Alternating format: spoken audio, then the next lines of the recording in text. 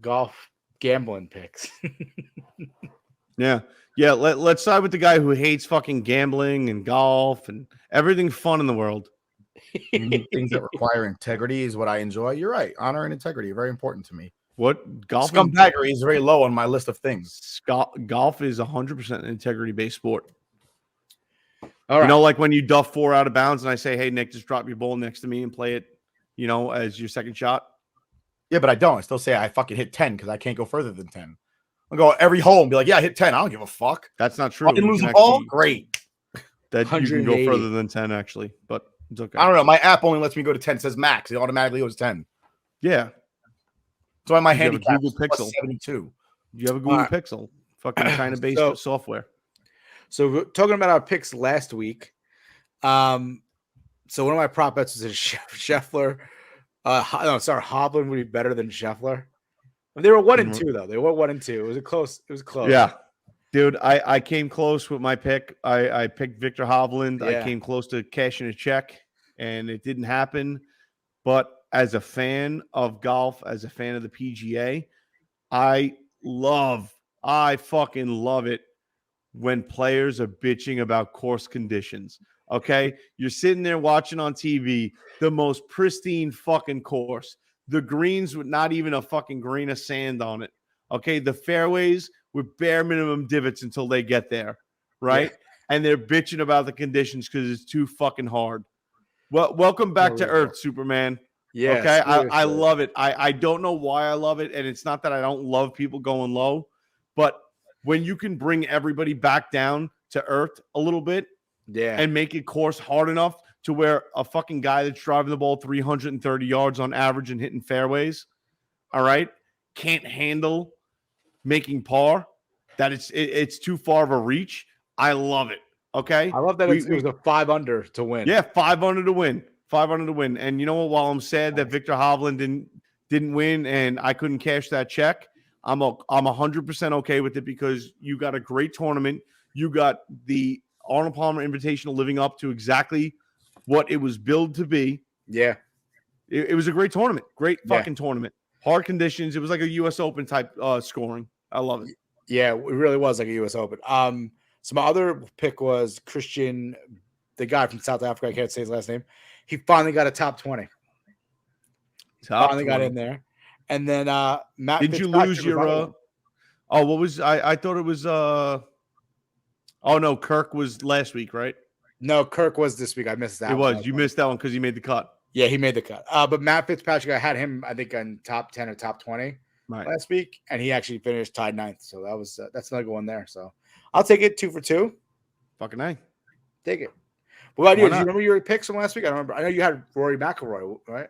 I had Rory Mcilroy, I believe, making a top 10, top 5 or top 10. I think I had Will Zalatoris making top 5. I lost out on the Will Zalatoris bet. Rory was there and then fell off, and then my money bet was the Victor Hovland win. Yeah, and I came close, but no cigar. Yeah, Rory McIlroy, I think he was he was in top 20, but I don't think you were betting him for top 20.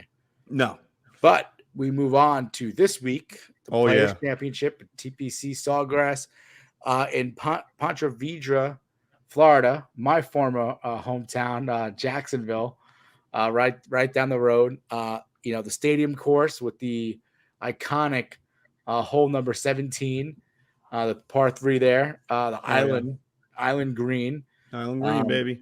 Beautiful course. Just looking at it. I mean, whenever you watch, it's like one of those tournaments you don't want to miss.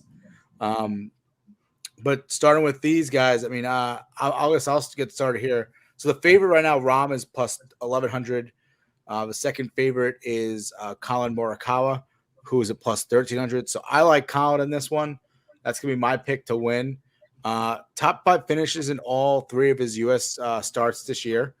12th in driving accuracy, 4th in shots gained on approach, and 4th in putting. So I think this might be the week that he, cracks through, gets a nice win here. Also, I mean, I would bet him top 10 is plus 140, top 5 plus 280. So it's some pretty good odds there.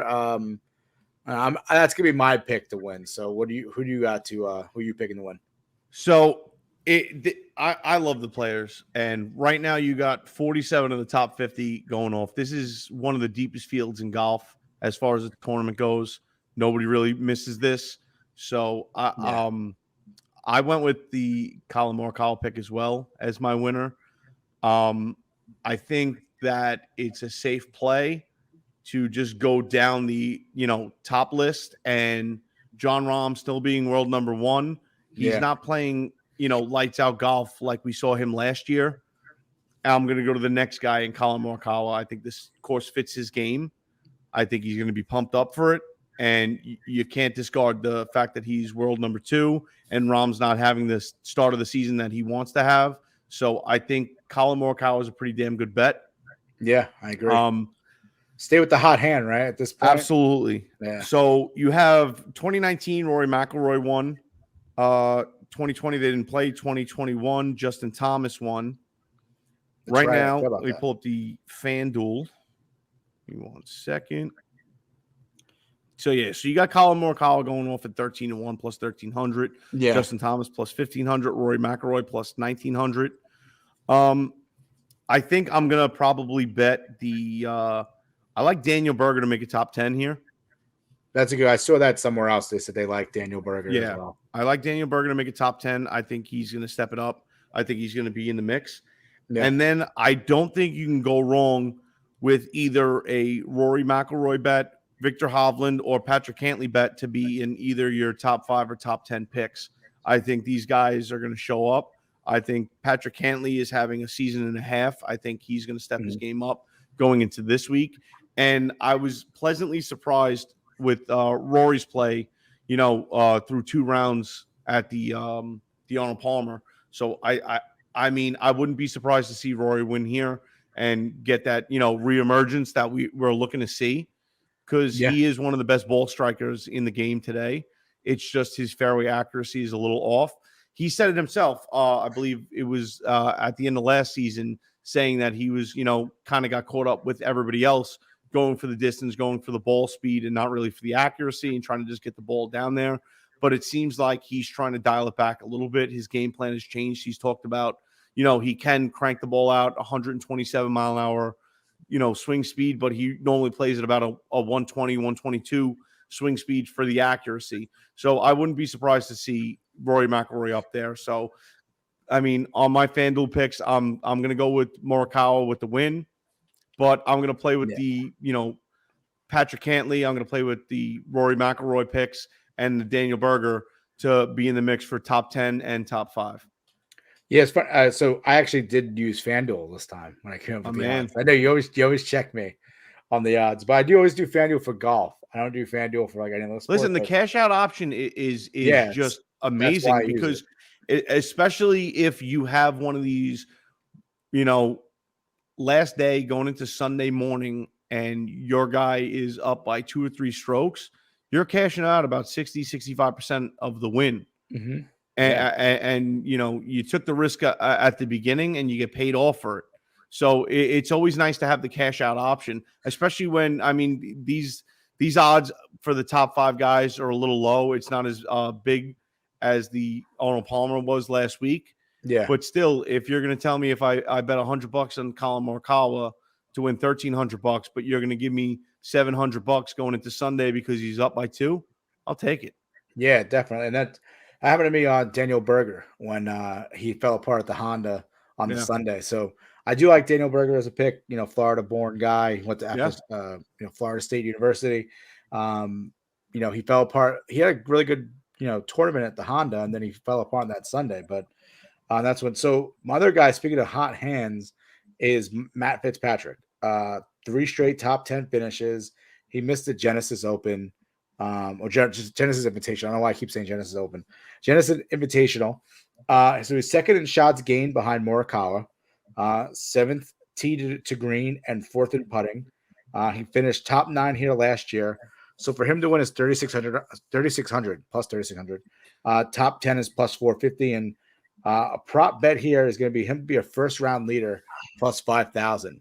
It's a tough one, but plus 5,000 for him. But he's playing really hot lately, and I think it might be didn't he lead Didn't he lead the greens in regulation? Wasn't he number 1 greens in regulation for the Arnold Palmer? I don't have the stats for that. I didn't look it up for. He was up there. Yeah, I'm sure he was. He had a really good. Like I said, he finished. I think he finished 9th. Yeah, he finished 9th there. Yeah, he's playing really well at every course that he's playing so far in the U.S. So I think sticking with high hands, I'm okay with betting Matt Fitzpatrick. And then I'm just gonna throw a random one out there. I have no stats to back it up, but I'm also gonna take Cam Smith to win plus 3,600 just because I don't know. Cam Smith sounds like a random person I could go with. Just the one thing winner out there I like about FanDuel is the prop bets are great. I mean, like you know.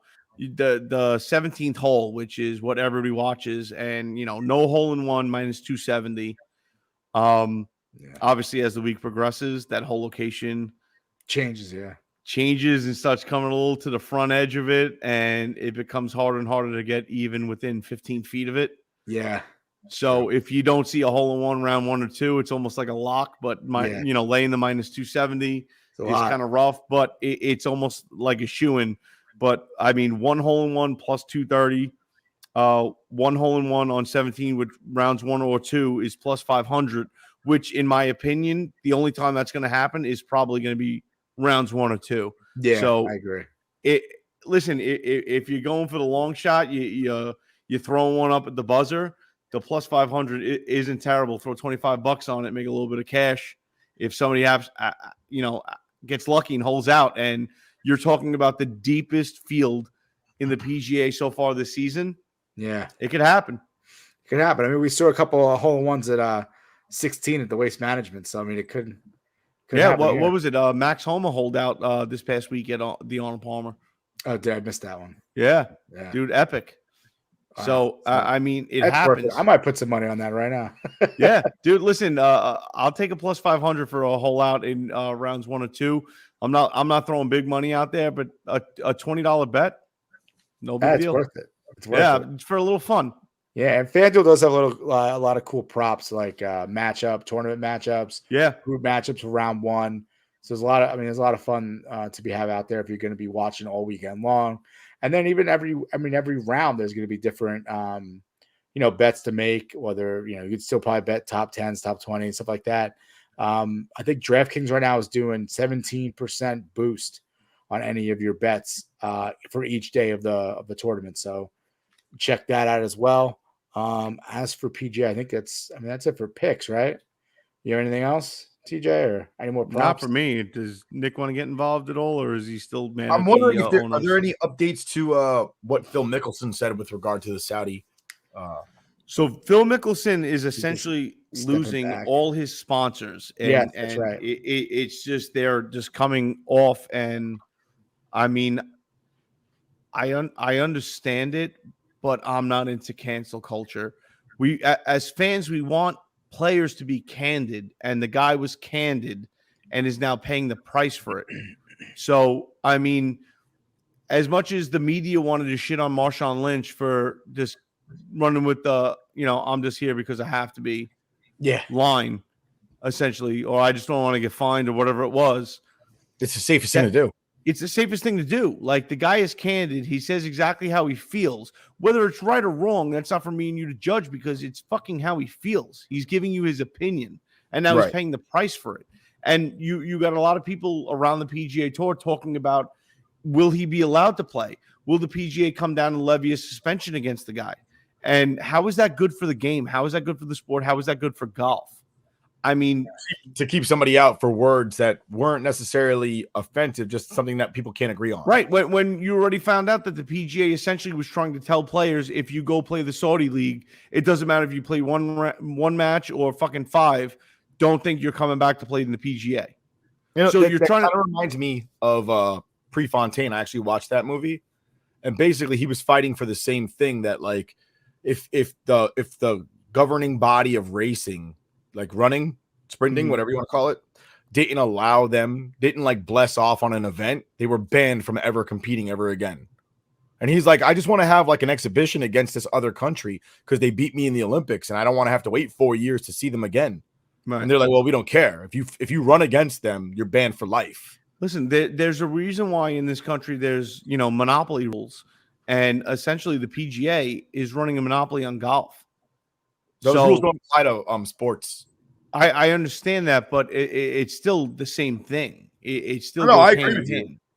I agree 100%. But for whatever reason, listen, I understand the money the PGA has brought in, the money people like Phil Mickleson has made off the PGA.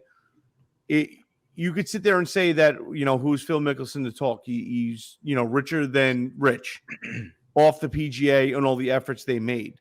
But at the same time, you want a guy to speak candidly, and he does, and he's going to be penalized for it. And now you have the cancel culture around it.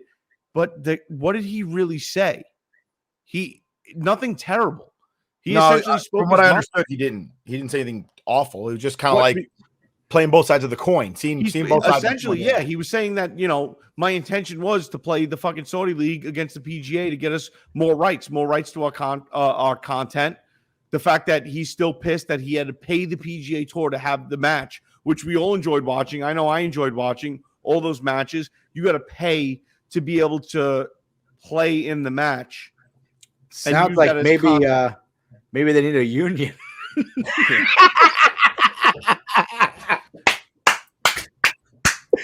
Listen, he walked right into that one, bro. I know Nick was smirking at something like that. It had honestly no, because you have players sitting there siding with the PGA, trying to shit on Phil Mickelson, and most of the time it's players that didn't have yet to make the money that Phil Mickelson, and probably will never make the money Phil Mickelson has made. But Phil Mickelson made that on his own merit.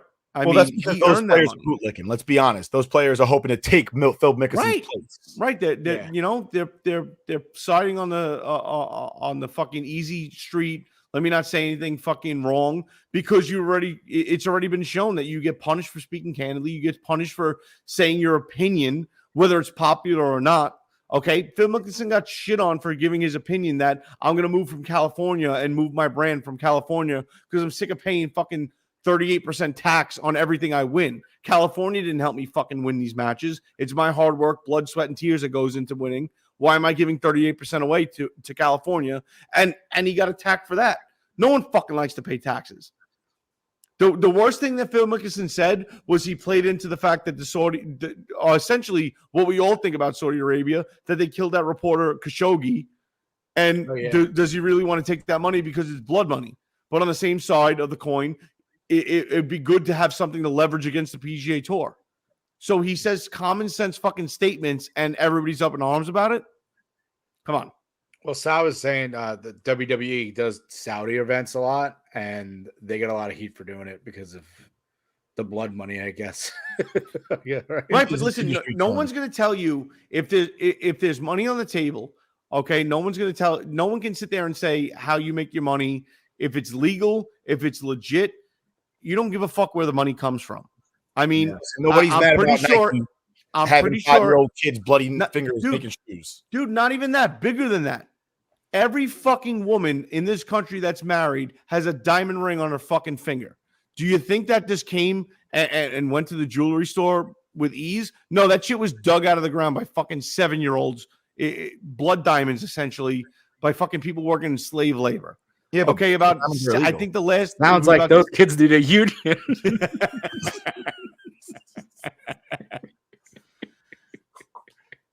We need sharper tools. We're joking around about the wrong thing because I feel for those people. But at the same time, not a single fucking woman in this country rocking a fucking 4-carat ring on their finger is going to be like, oh, but yeah, I'm so against, slave labor. It's like, yeah, well, that fucking ring on your finger says different. Okay? It's end of the story. Money talks and all the bullshit walks. So right. I tend to side with Phil Mickelson on this.